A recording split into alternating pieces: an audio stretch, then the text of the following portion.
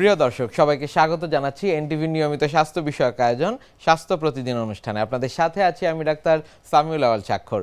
প্রতিদিনের মতো আজও আমরা একটি গুরুত্বপূর্ণ বিষয় নিয়ে কথা বলবো। আজ আমাদের আলোচনার বিষয় ফেসিয়াল ট্রমা। এই গুরুত্বপূর্ণ বিষয়টি নিয়ে আলোচনা করবার জন্য আজ আমাদের সাথে স্টুডিওতে রয়েছেন একজন বিশেষজ্ঞ চিকিৎসক। চলুন দর্শক, অনুষ্ঠানের শুরুতেই পরিচিত হয়ে আসি আমাদের আজকের অতিথির সাথে।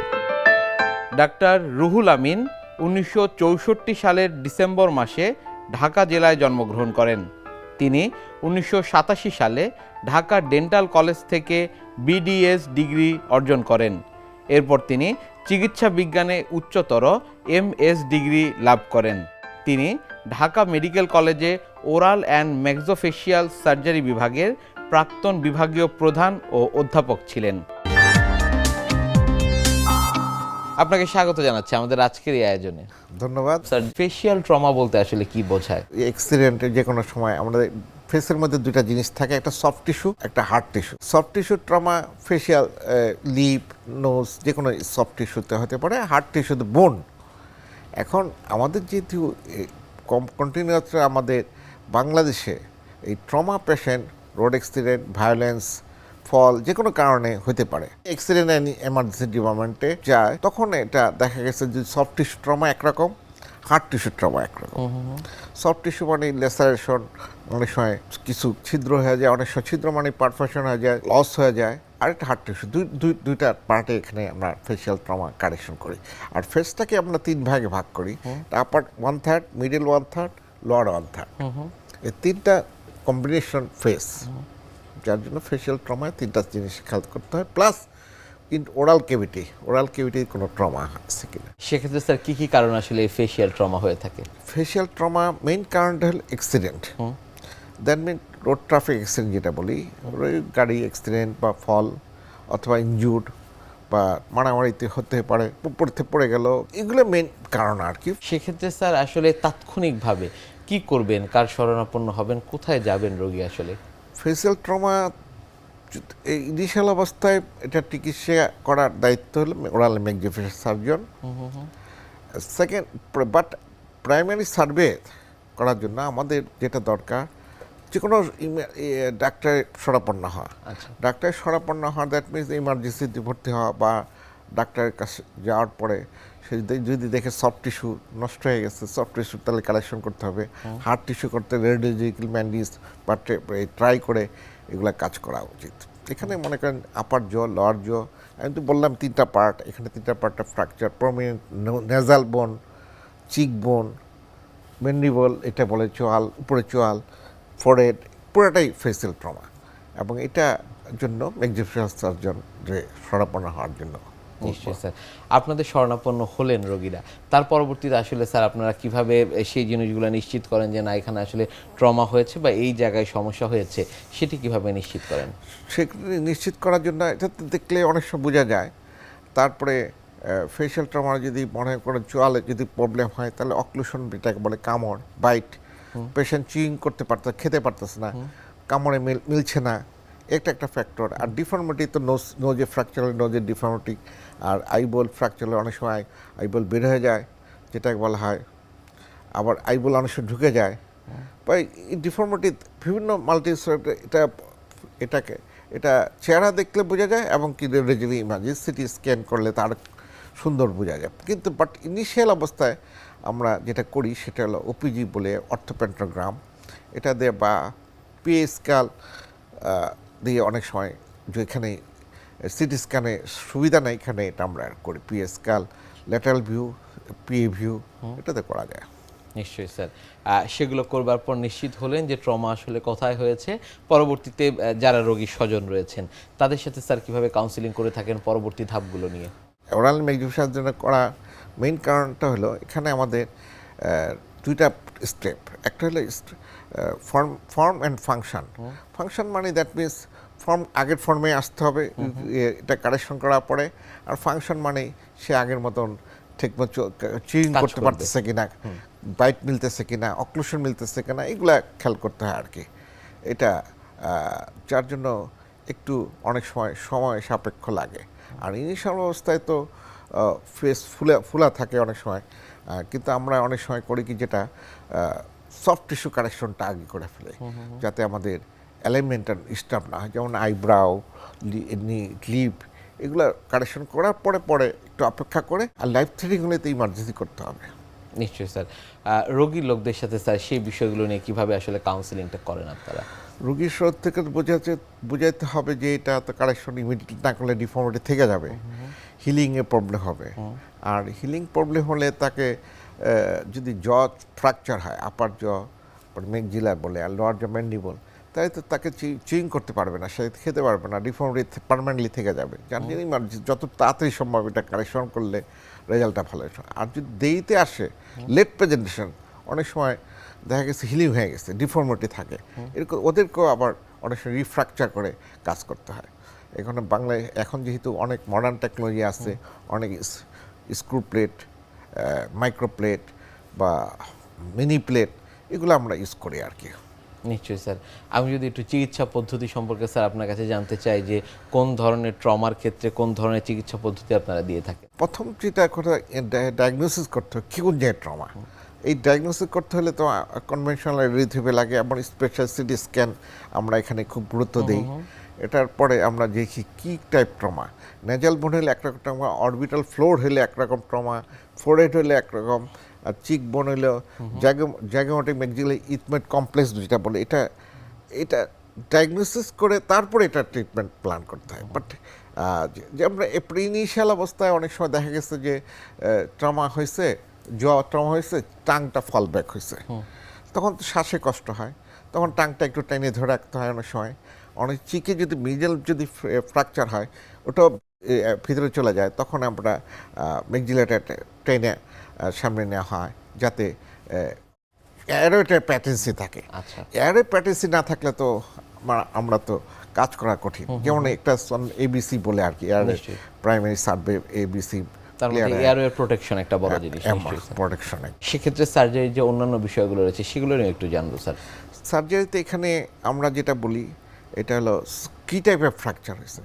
যেমন মনে করেন অরবিটাল ফ্লোর ফ্র্যাকচার হয়, বা লিফোর্ট একটা ভাগ করা হয়েছে, লিফোর্ট 1, 2, 3, আচ্ছা, মিড ফেস। এটা আমরা দেখেও ওখানে ডায়াগনোসিস করে ওইভাবে যেমন করে অরবিটাল ফ্লোর অনেক সময় ম্যাশ ইউজ করি। তারপরে স্ট্রাকচারটা ঠিক রাখতে, গ্লোবটা ঠিক রাখার জন্য অরবিটাল নেজাল বোনে যেমন নাজাল টিপসটা বা কার্টিলেজ বা বোন, এটা প্যাটেন্সি, এটা দেখার একটা ফ্যাক্টর। আর ওরাল কিউটি যেটা মেক্সিলা আর ম্যান্ডিবলে, এখানে অক্লুশনটা ইম্পর্টেন্ট ফ্যাক্টর। অনেক সময় দেখা যাচ্ছে যে ফ্র্যাকচার হচ্ছে এখানে ওপেনিং করতে, জ ওপেনিং ক্লোজিং, যেটা একটা ফ্যাক্টর। এখানে অনেক অনেক সময় কন্ডাইলে ফ্র্যাকচার হয়, জ ওপেনিং ক্লোজিং করতে পারতেছে না। তারপর অনেক সময় কর্নার ফ্র্যাকচার, এখানে একটা বোন থাকে, চিক বোনে আটকা থাকে, ওখানে ওপেনিং করতে, তাতে অক্লুশনটা হলে প্রায়োরিটি দিতে হয়। ওরাল কেভিটিতে ম্যাক্সিলা অ্যান্ড ম্যান্ডিবল ফ্র্যাকচার হলে জল occlusion and jaw opening closing যেটাকে বলে আর কি, টিএম জয়েন্ট ফাংশনটা। আর জয়েন্টও ফ্র্যাকচার হইতে পারে অনেক সময়। জয়েন্টে ফ্র্যাকচার হলে স্যার কি করণীয়? টিএম জয়েন্ট ফ্র্যাকচার হলে ইনিশিয়াল অবস্থায় বাচ্চাদের যদি হয়, তাহলে এটাকে আর্লি মোবিলেশন করতে হয়, নাহলে তো অ্যাঙ্কালোসিস মনে করেন চলটা আটকা যায়, তখন একটা ডিফিকাল্ট টু কারেকশন মানে সময় লাগবে সাপেক্ষে। আর ফাংশনিংটা দেখতে হবে। অনেক সময় প্লেট লাগে, মিনি প্লেট, এটা রেডিওলজিক্যাল ফাইন্ডিংস করে ইমাজিং নিয়ে এটা অ্যাডভান্স ট্রিটমেন্ট করতে হয়। নিশ্চয়ই। এটা কি স্যার একেবারে সাথে সাথে বা তাৎক্ষণিকভাবেই করতে হয় কোনটা? শিশুদের ক্ষেত্রে শিশুদেরটা একটু অপেক্ষা করতে হয় এবং ফাংশনিং করতে হয়। অনেক সময় ছোট বাচ্চা যেহেতু তাদের নেক থাকে না, কন্ডাইল নেক না থাকায় একটা রিস্ক থাকে ট্রমা হলে, হিমাথ্রোসিস যেটা বলে আর কি, জমাট বদলে এই ফিউশন হয়ে যায়, যে বেজ অফ দ্য স্কালের সাথে হেড অফ দ্য কন্ডাইলে, তখন অ্যাঙ্কালেজ বলে হওয়ার সম্ভাবনা থাকে। ওল্ডের তো কম থাকে, বাচ্চাদের একটা রিস্ক থাকে, আর্লি মোবিলাইজেশন করতে হয়। নিশ্চয়ই স্যার। সেক্ষেত্রে ফেশিয়াল ট্রমার কারণে দাঁতের যদি কোনো সমস্যা হয়ে থাকে, সেক্ষেত্রে কি করণীয়? দাঁতে এতে বললাম তো রেডিওলজিক্যাল ফাইন্ডিংস করে। এখন ইনিশিয়াল অবস্থা দেখা যাচ্ছে ফেশিয়াল ট্রমা ফ্র্যাকচার থেকে দাঁতের পেনটা বেশি হয়। দাঁতের পেনটা অনেক একটা ফ্র্যাকচার টুথ যদি হয়, ফ্র্যাকচার টুথের ভিতরে একটা পাল্প থাকে, পাল্প মানে নার্ভ ভেসেল যেটাকে বলে আর কি। পাল্পটা যদি এক্সপ্রেস থাকে, পেশেন্ট খুব সিভিয়ার পেইনে ফিল করে, তার মানে ইমিডিয়েটলি পাল্পটা রিমুভ করতে হবে। এবং কোনো ভাঙ্গা দাঁত থাকলে জি। ওটা স্মুথ করে নিতে হবে, যাতে এখানে কোনো কিছু না হয়। তারপরে জ কারেকশন করে, বোন কারেকশন করে, ওগুলা অনেক সময় আমরা ক্যাপিং করে নিতে পারি বা ব্রিজ করতে পারি, ডেঞ্চার পার্ট তৈরি করতে পারি, অনেক কিছু করা যায়। তো বাট যদি অনেক সময় দেখা যায় যে ভাঙ্গা দাঁত, এক্সেতে আমরা বুঝি যে পাল্প ওপেন থাকলে পাল্পটা রিমুভ করা উচিত, নাহলে পেন তো কমবে না তার। সার্জারি করবার পর ফেসিয়াল ট্রমা হয়েছে, পরবর্তীতে সার্জারি হয়েছে, তারপরে আসলে একেবারে আগের যে অবস্থা ছিল সেই আগের অবস্থায় ফেরত আসে কিনা সেটি স্যার একেবারে গঠনগত দিক থেকে এবং কার্যপরিধির ক্ষেত্রে? এটাকে বলে রিহ্যাবিলিটেশন। রিহ্যাবিলিটেশন মানে ফ্র্যাকচার হলে কিছু ডিফেক্ট থাকেই। এখন ডিফেক্টটা কারেকশন করার জন্য এখন যেহেতু মডার্ন টেকনোলজি, আমি আগেই বলছি, এখন মাইক্রোপ্লেট, মিনি প্লেট, অনেক অনেক টেকনোলজি থাকার জন্য আগের মতো প্রায় চলে আসে। কিন্তু অনেক সময় নার্ভ যদি ড্যামেজ হয়, যে অনেক সময় দেখা গেছে যে মেন্টাল নার্ভ বা ইনফরবিটাল নার্ভের ড্যামেজ হলে এটা কারেকশন হতে সময় লাগে, অনেক সময় লাগে, অনেক সময় এটা অনেক সময় হয়ও না অনেক সময়। আচ্ছা স্যার, সেক্ষেত্রে স্যার কার্যপরিধির ব্যাপারটা? কার্যপরিধিতে সে ফাংশনিং করতে পারবে, বাট একটা সেন্সেশনটা অন্যরকম হবে, অল্টার সেন্সেশন হয় যে নার্ভ যদি ড্যামেজ হয়, এটা মেইন। আর অন্যগুলো মোটামুটি কারেকশন হয়ে যায়। অনেক সময় নার্ভ ড্যামেজগুলো infraorbital nerve, mainly infraorbital nerve, mental nerve and mandibular nerve যদি ড্যামেজ হয়, নার্ভ ড্যামেজ না হলে খুব একটা প্রবলেম হয়। আর আগের মতো সেক্ষেত্রে স্যার রোগীদের আসলে আপনারা কিভাবে অ্যাসিউরেন্স দিয়ে থাকেন? এখন সে মনে করেন যেহেতু নার্ভ যদি ইমিডিয়েটলিতে আমরা নিউরোলজি দ্যাট মিনস আমরা নার্ভে কিছু হিলিংয়ের ট্যাবলেট দেওয়া হয় এবং এক্সারসাইজ অনেক সময় দেখতে হয় যাতে ফাংশনিংটা ঠিক থাকে। আর নার্ভ ড্যামেজ হলে অনেক সময় লিপো নামনেস হয়ে যায় অনেক সময়। আচ্ছা, এগুলো কমপ্লিকেশন হতে পারে। আর এমনি তেমন একটা কারেকশন যদি আর্লি ডিটেকশন করে অনেক সময় টিম ওয়ার্ক কাজ করা যায়, তাই ভালো রেসপন্স পাওয়া যায়। রোগীদের ক্ষেত্রে স্যার নির্ভরযোগ্যতার যে জায়গাটি, সেটি স্যার আপনারা আসলে কিভাবে নিশ্চিত করেন? নির্ভরযোগ্য রুগীদের জানতে হবে, কনসাস হতে হবে। এখন ফেশিয়াল ট্রমা জেনারেল সার্জন একসময় ছিল, এখন general surgeon, ENT surgeon, plastic surgeon, অনেক ডিভিশন ভাগ হয়ে গিয়েছে। ভাগ হয়েছে। একটা ফেসিয়াল ট্রমা জন্য ম্যাক্সিফেশিয়াল সার্জনটা চয়েস অফ ট্রিটমেন্ট। আমরা যাতে ওদের শরণাপন্ন হই এবং তাদের কারেকশন, যে আমি আগেই বলছি, যেটা একটা ওরা। আর ম্যাক্সিফেশিয়াল এমন একটা সাবজেক্ট, এটা সার্জারি অ্যান্ড ডেন্টাল দুটার সাথে কম্বিনেশন, যার জন্য ওদের শরণাপন্ন হলে একুরেট রেজাল্ট পাওয়া যাবে। আমরা স্যার এই বিষয়গুলো নিয়ে আরও কথা বলবো, তবে তার আগে আমাদের এই অনুষ্ঠানের একটি নিয়মিত সেগমেন্ট হচ্ছে বিভিন্ন খাদ্যের পুষ্টি গুণাগুণ সম্পর্কে আমাদের দর্শকদের জানিয়ে দেয়া। প্রিয় দর্শক, দেখছেন স্বাস্থ্য প্রতিদিন। কথা হচ্ছিল খুব গুরুত্বপূর্ণ একটি বিষয়, ফেসিয়াল ট্রমা নিয়ে। অনুষ্ঠানের পর্যায়ে দেখে নেব বিভিন্ন খাদ্যের পুষ্টি গুণাগুণ সম্পর্কে আমাদের পুষ্টিবিদের কাছ থেকে। দাঁতের সুস্থতায় আমরা কি করব, বা দাঁত সুস্থ রাখতে গেলে আমরা কোন ধরনের খাবার খাবো, আমাদের দাঁতে সাধারণত কেন সমস্যা হচ্ছে, বা দাঁতে অনেকের দেখা যায় আমরা যেটা বলি যে পোকা ধরছে, এটা আসলে পোকা ধরা না, দাঁতে আপনার ক্ষয় হয়ে যাচ্ছে। এখন সেটা কেন হচ্ছে? প্রধানত আমরা যে ধরনের খাবারগুলো খাই, বিশেষ করে সবার কিন্তু চকলেট, ক্যান্ডি, ছোটোবেলা থেকেই বাচ্চাদেরকে আমরা চকলেট, ক্যান্ডি এই ধরনের খাবারগুলো খাওয়াতে টু করে ফেলি। বাহিরের যে সফট ড্রিঙ্কস, জুস, এগুলো বাচ্চারা খাচ্ছে, এবং যার কারণে কিন্তু দাঁতের উপরে যে এনামেল রয়েছে সেটা কিন্তু ক্ষয় হচ্ছে। এই দাঁতে যখন আপনার ক্ষয় হচ্ছে, দাঁতের এনামেল ক্ষয় হচ্ছে, পরবর্তীতে এটা থেকে কিন্তু মাড়িতে ইনফেকশন হচ্ছে, ব্যথা হচ্ছে, এবং একটা পর্যায়ে কিন্তু দাঁত ফেলেও দিতে হচ্ছে। তো এই জন্য কিন্তু প্রথমে যে খাবারগুলো নিষেধ আমি সেটা বলবো, কারণ আপনি যদি ছোটোবেলা থেকেই বাচ্চাদেরকে এবং আমরা নিজেরাও যদি যে ধরনের খাবার খেলে দাঁতের ক্ষতি হয় সেগুলো অ্যাভয়েড করতে না পারি, তাহলে কিন্তু আমাদের দাঁতকে সুস্থ রাখতে পারবো না। ঘুম থেকে উঠে কিন্তু আমরা স্বাভাবিক যে হেলদি নাস্তা সেটা গ্রহণ করতে পারি, তারপরে আমরা মিষ্টি জাতীয় খাবার বা মিষ্টি খেতে পারি। শুরুতেই ঘুম থেকে উঠে আমরা যখন মিষ্টি জাতীয় খাবার গ্রহণ করি, সেটা কিন্তু আমাদের দাঁতের এনামেলের ক্ষয় সাধন করে। এই জন্য মিষ্টি জাতীয় খাবার একটু পরে গ্রহণ করতে হবে। চিনিটা অ্যাভয়েড করা উচিত। বাচ্চাদেরকে আমরা বলি চিনি না দিয়ে আপনি কিন্তু আখের গুড় কিংবা হলো যে মধু দিতে পারেন, চিনিটা অ্যাভয়েড করা বেটার। এবং আমাদের বড়দের কিন্তু চিনিটা যতটা সম্ভব আমরা অ্যাভয়েড করতে পারবো, ততই কিন্তু এটা আমাদের দাঁতের সুস্থতা ধারণ করবে। এখন আমাদের এই দাঁত, সেই খাবারগুলো আমরা যেগুলো বর্জন করলাম, এর পাশাপাশি আমরা কোন ধরনের খাবার গ্রহণ করব? দাঁত সুস্থ রাখতে গেলে আমাদেরকে কিন্তু ক্যালসিয়ামযুক্ত খাবার গ্রহণ করতে হবে।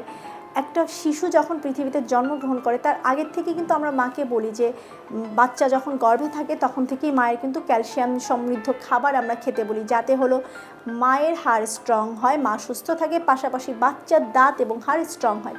তাহলে আপনি বুঝতেই পারছেন যে আমাদের দাঁত সুস্থ রাখার জন্য ক্যালসিয়ামের প্রয়োজনীয়তা কতটুকু। প্রতিদিন আপনি আপনার খাবারে 1 মুঠ করে বাদাম রাখতে পারেন। বাদামে প্রচুর ক্যালসিয়াম থাকে এবং সহজে যেই খাবারটা আপনার ক্যালসিয়ামের চাহিদা পূরণ করবে সেটা কিন্তু আপনার দুধ বা দই। আপনি কিন্তু প্রতিদিন 1 গ্লাস করে দুধ অবশ্যই খেতে পারেন।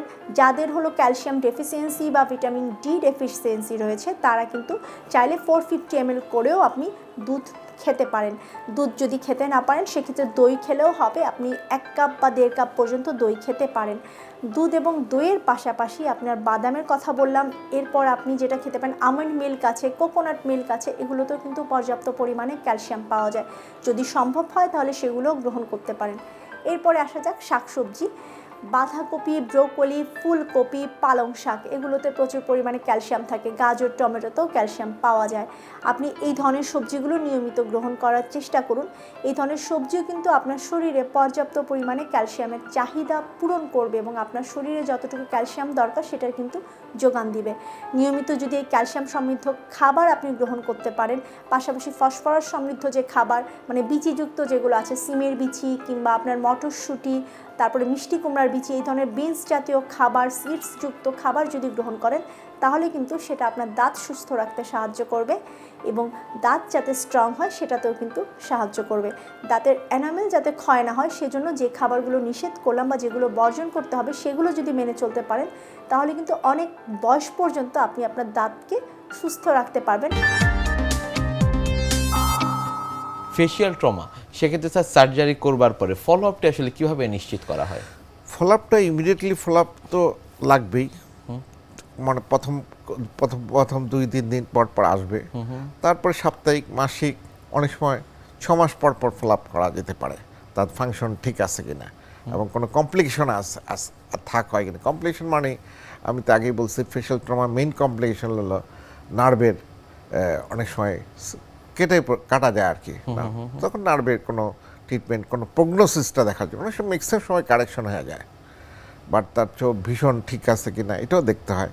নাজাল বোন,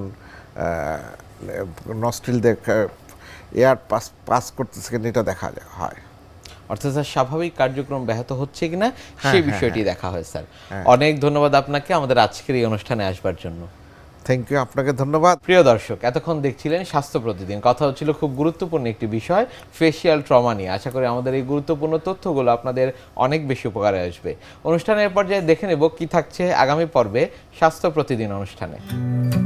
এন্ডোমেট্রিওসিস বুঝতে গেলে জরায়ুর গঠন সম্বন্ধে কিছুটা জানতে হবে। মেয়েদের যে জরায়ুটা থাকে এটা একটা নাশপাতির মতো মাংসপিণ্ড দিয়ে তৈরি, যার ভিতরে একটা ঝিল্লি বা পর্দা থাকে, ক্যাভিটি, ভিতরে একটা ক্যাভিটি থাকে, যে ক্যাভিটির ভিতরে একটা শিশু বা ভ্রূণের জন্ম হয়, ভ্রূণটা সেখান থেকে বড় হয়ে একটা পরিণত শিশুতে পরিণত হয়।